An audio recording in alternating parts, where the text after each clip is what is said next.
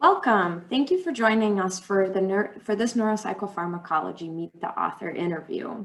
I'm Sophia Hupalo, the editorial intern, and joining me today are Chloe Jordan, the Special Projects Manager, and Carrie Martinowicz, our social media editor. And today we're speaking with Dr. Nathaniel Harnett.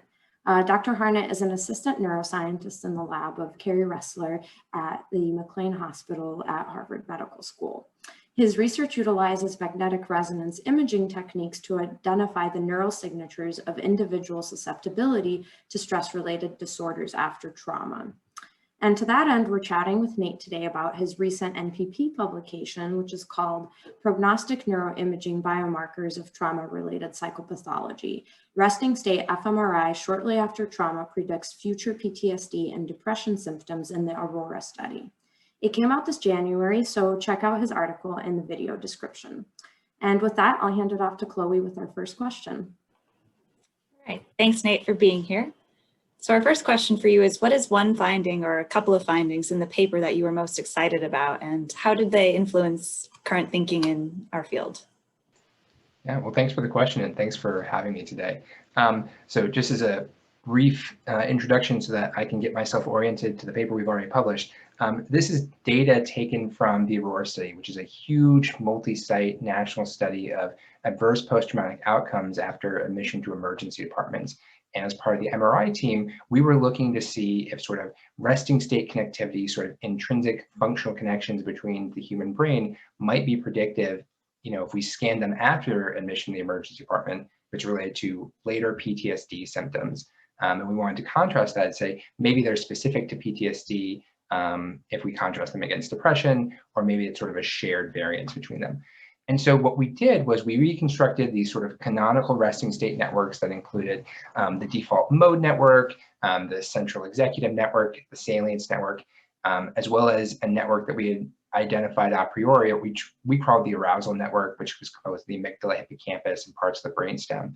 And what we actually found was that connectivity between the arousal network and the dorsolateral prefrontal cortex was negatively related to PTSD symptoms at 3 months. It wasn't specific to PTSD, it was also related to depression symptoms. I think one particularly interesting finding about that is, there's a really strong emphasis on threat neurocircuitry in PTSD and trauma and stress-related disorders. And so it's really interesting to see that the same circuitry that we see disrupted in chronic PTSD actually seems to be predictive of the development of later PTSD. I think the finding that, for me, I'm most interested in, although it's hard to put most interested in any of this, is we actually found that connectivity between the default mode network and the inferior temporal gyrus was also predictive of 3-month PTSD and depression. What's interesting about that to me is that the inferior temporal gyrus sits right along the bottom of the brain, along the ventral visual stream. In a paper that we published just last year, we showed that the structural analogs of the ventral visual stream using multimodal magnetic resonance imaging is also tied to acute and PTSD symptom severity. And in fact, if you look in the supplement of our paper, when we control for PTSD symptoms at 2 weeks, when we scan them, we actually see that connectivity between the visual cortex and the arousal network is predictive of 3-month PTSD symptoms. And so one of the things I think is important that we're thinking about now is going beyond just thinking about core threat circuitry, but really starting to think about perceptual circuitry, particularly visual perception circuitry, that might play into how individuals process and respond to threats. And I think, going forward, the research we're doing and thinking about, how we want to study prognostic markers of PTSD and other trauma and stress-related disorders, really taking a deeper dive into saying, what's happening perceptually for individuals? How are they processing the stimuli at a base level before they start generating threat responses and trying to encode threat memories? What is the basic perceptual effects of trauma on those circuits? That sounds very exciting. And it leads to our next question is, what sort of studies are you running now? And are those related to the direction you would like to take in the future? Yeah, that's a great question. So we have a couple different studies going on right now. Obviously, science never sleeps, and we have a lot of data coming in from that AURORA study. We have pre-existing data sets as part of Dr. Ressler's contributions to the Grady Trauma Project. And so right now, one of the major things that we're doing, at least that I'm doing, is trying to leverage all the different multimodal data that we have in trying to build generalizable multivariate neural signatures of PTSD susceptibility.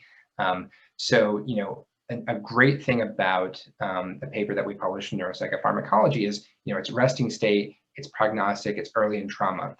And I think one thing that's missing is that they're all still unimodal reports. And so part of what we want to move to is trying to use data fusion methods to combine all of the data we have into sort of a unified framework so that we have, you know, one profile that is related to brain structure, brain function, brain white matter all together, and see if those might be predictive of future PTSD susceptibility.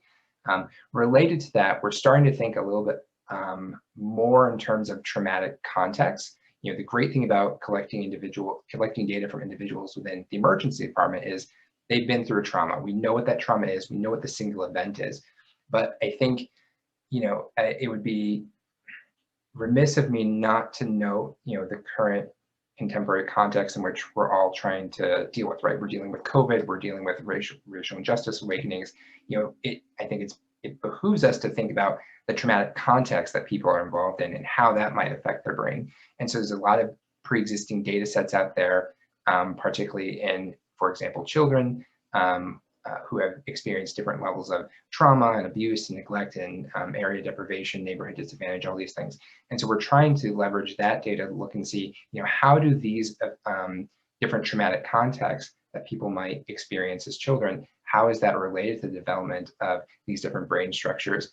And then is it different within different groups who experience different levels of things? For example, if we think about Black American children who might experience more emotional neglect or childhood trauma or things of that nature, how does that impact the brain structures that we know are important for the development of PTSD? And how do we start to think about preventative strategies so that we don't have these racial disparities in trauma and stress-related disorder prevalence?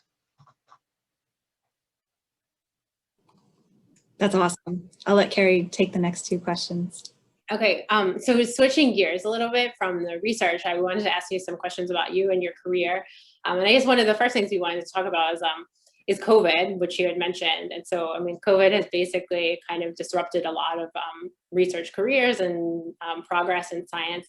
And so we were wondering if you could share with us a little bit about your experience. And I mean, obviously it's probably had really significant setbacks on your own research. And we're just wondering if you could share with us some strategies that you've had for trying to deal with those setbacks or trying to stay positive during the pandemic. Yeah, that is, that's a big question, but it's also a very good one. You know, I think for me, I was privileged enough at the start of the pandemic to, you know, keep this mindset of I'm going to keep my head down, I'm going to work, I'm going to produce, and I'm going to ignore everything that's happening around me. And if I ignore it enough, then we can just move on with our lives.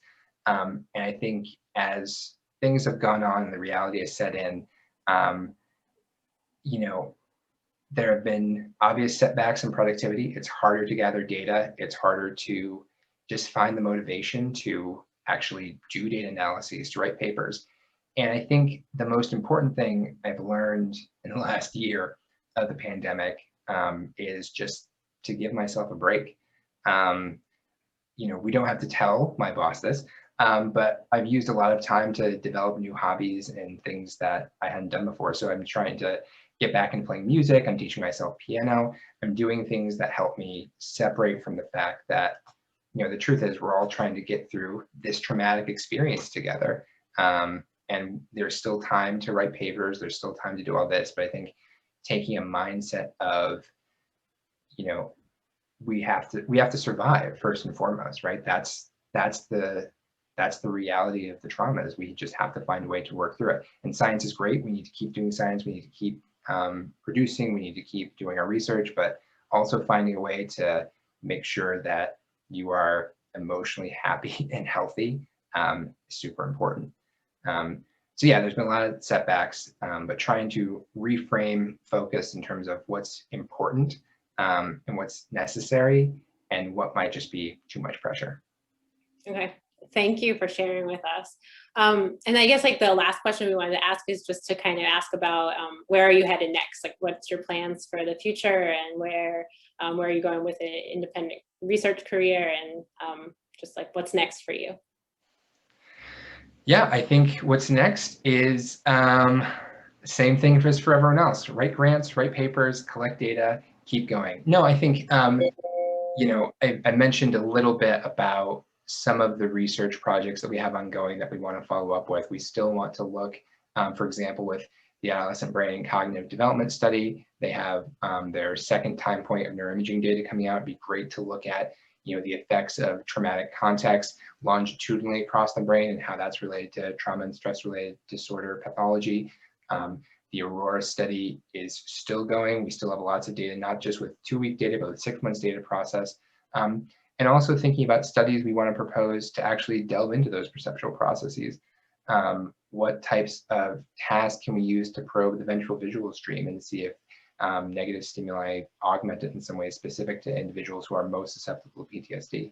I think future career goals more broadly is we want to make assistant professor, we want to make associate, we want to make full, we want to leave our mark on the world and contribute in some way to the knowledge of the neurobiology of trauma and stress-related disorders. And if we can find some way, somehow, to develop neuroscience-based predictive and preventative strategies so that we can lessen the burden and the prevalence of those disorders, if I can contribute in any way to that, that sounds like the best career goal I can come up with. That's great. Well, thanks again so much, Nate, for taking the time to chat with us today, both about the brain circuitry underlying trauma, as well as the real world implications of traumatic context. So yeah, thanks for joining us all. Thank you so much for having me. And while I have a second, I just want to say thank you, of course, to all the co-authors, to all the participants in the paper. Really, none of this could have been done without you, and I couldn't claim all the glory for myself if you hadn't contributed. So thank you so much. Thank you. Thank you.